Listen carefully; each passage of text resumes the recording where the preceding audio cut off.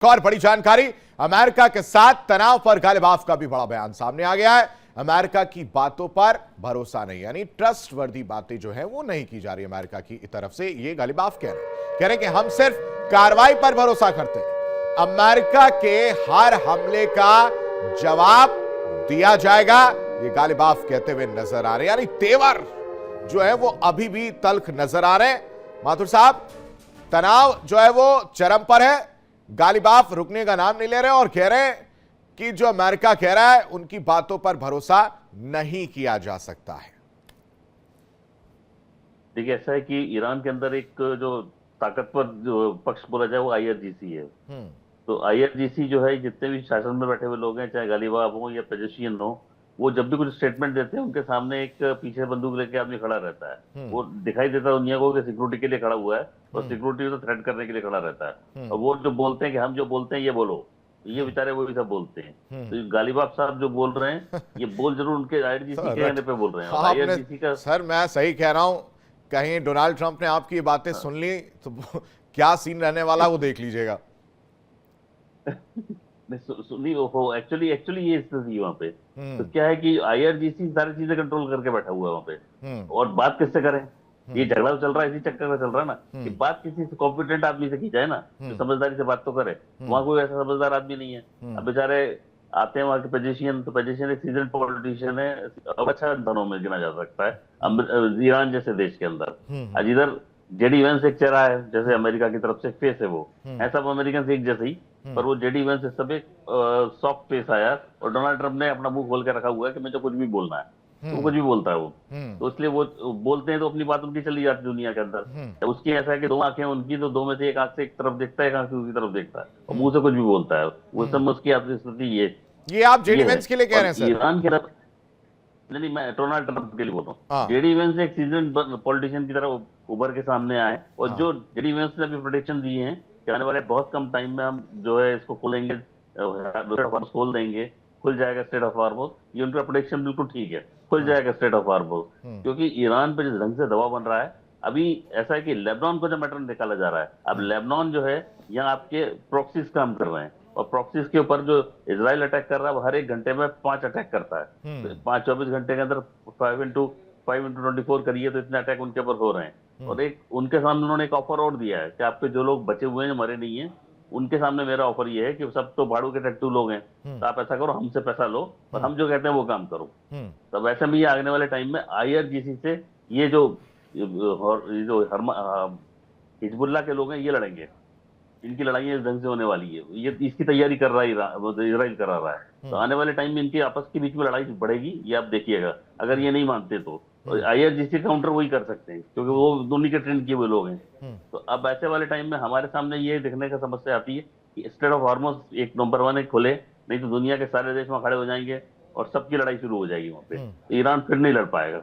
और ईरान को जो आर्थिक तंगी का सामना हो रहा है, तो ईरान की आर्थिक तंगी, ईरान तो माथुर सर अभी भी ईरान लड़ कहां पा रहा है? वो तो सिर्फ बोल ही रहा है ना, वो सिर्फ बयानबाजी तो कर रहा है। इधर से हमले तो हो ही रहे हैं, ईरान जवाब कहां दे पा रहा है? बिल्कुल बिल्कुल, वो कहीं जवाबी कार्रवाई नहीं कर पा रहे हैं। तो ऐसा है कि अमेरिका भी उनको सॉफ्टली हैंडल कर रहा है, वरना अमेरिका के पास B-2 बॉम्बर्स हैं, जो 1000 kg का एक बॉम्ब है, वो एक गिरेगा तो बहुत कुछ तबाह कर देगा। और उनका तरीका ऐसा है कि वो जहां जैसे टनल्स हैं, तो टनल के गेट पे वो डालेंगे और टनल अंदर से अंदर जाके विस्फोट करके फाड़ देगा उसको। तो ये सब चीजें जो बता रहे हैं कि हमारे पास रखी हुई है मिसाइल, अभी 60% मिसाइल हमारी रखी हुई है, तो किसके लिए रखी हुई है भाई? चलाओ ना, तो मारो अमेरिका को। वो तो नहीं करते आप, पता नहीं किस दिन के रखी हुई है आपने। तो ये सब चीजें हमें समझने वाली है कि ये लड़ना चाहते हैं, लड़ाई सीधे तरीके से। तो आज स्टेटमेंट्स दे रहे हैं। अच्छा, दूसरा कहता है कि स्टेटमेंट्स जिसके नाम से दिए जा रहे हैं वो आदमी पिक्चर में आता ही नहीं है, वो बोलने वाला। अच्छा, ईरान कुछ करे ना करे, ईरान ने अमेरिका के स्टॉक्स में मिसाइल्स और इन सब चीजों की मैं जिक्र कर रहा हूं, उन स्टॉक्स में कहीं ना कहीं नुकसान के लीजिए या उन स्टॉक्स को कम करने का काम कर ही दिया है। ये भी कहानी जो निकलकर सामने आ रही, कुछ हासिल हो ना हो, यहां पर अमेरिका को परेशान करने वाली बात जो है ईरान ने की है। लेकिन एक और बड़ी खबर, ईरान के लिए फंड से जुड़ी ये बड़ी खबर सामने आ रही, जिसमें कहा जा रहा है कि अब समझौते वाले ड्राफ्ट में $300 अरब फंड पर चर्चा है। ईरान के लिए $300 अरब फंड जारी करने पर चर्चा है। न्यूयॉर्क टाइम्स की रिपोर्ट में ये जानकारी साझा की गई है। ये बड़ा खुलासा हुआ है कि समझौते वाले ड्राफ्ट में 300 अरब डॉलर की कहानी निकलकर सामने आ रही है। मनोज सर, अगर इस तरह का इंफॉर्मेशन आ रहा है तो स्वाभाविक है कि ईरान के लिए बहुत ही महत्वपूर्ण सूचना है, और अगर ये जल्दी एग्रीड हो जाता है और लेकिन इसके एवज में जो है क्या अमेरिका क्या चाहता है ईरान से, ये भी आने वाले समय में पता चलेगा।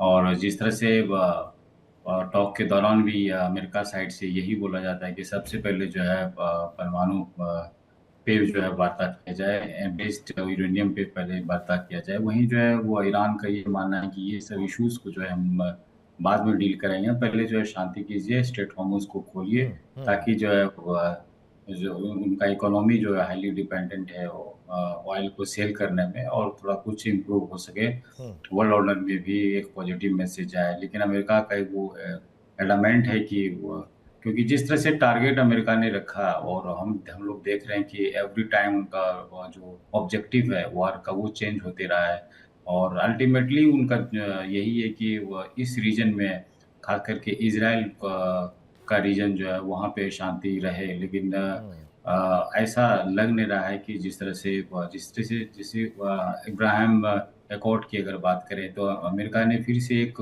मुद्दा सामने ले आया सबके सामने कि अब वार तो चल ही रहा है, ठीक है, लेकिन इसको परमानेंट सोल्यूशन लाने के लिए अब्राहम अकॉर्ड को में जितने भी मुस्लिम कंट्रीज हैं उनको साइन करना पड़ेगा, पीस डील करना पड़ेगा, इकोनॉमिक टाइज करना पड़ेगा इजराइल से, तो परमानेंटली एस्टेब्लिश करने की बात कही जा रही है। वहीं जो है इजराइल पे कोई पाबंदी नहीं लगाना चाह रहा है अमेरिका। जिस तरह से ग्रेटर इजराइल की बात इजराइल जो है हर समय करते रहता है, जिस तरह से हम लोग देख रहे हैं कि लेबनान पे भी जो है सीज फायर के दौरान भी वहाँ पे किसी न किसी रूप से अटैक जो है ऑन डेली बेसिस इजराइल द्वारा किया ही जा रहा है।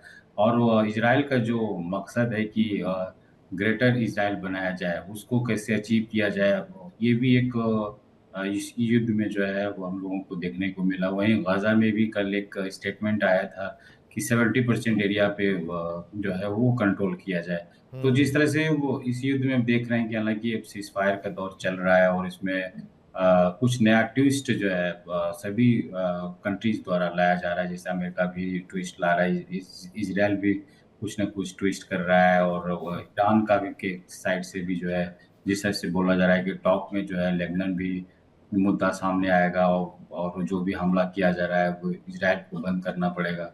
देखिए इंडिया डेली 24/7 अब आपके स्मार्ट टीवी पर। इंडिया डेली मौजूद है सभी डिजिटल प्लेटफॉर्म पर लाइव और लगातार। इंडिया डेली 24/7 हर दिन राष्ट्र को समर्पित।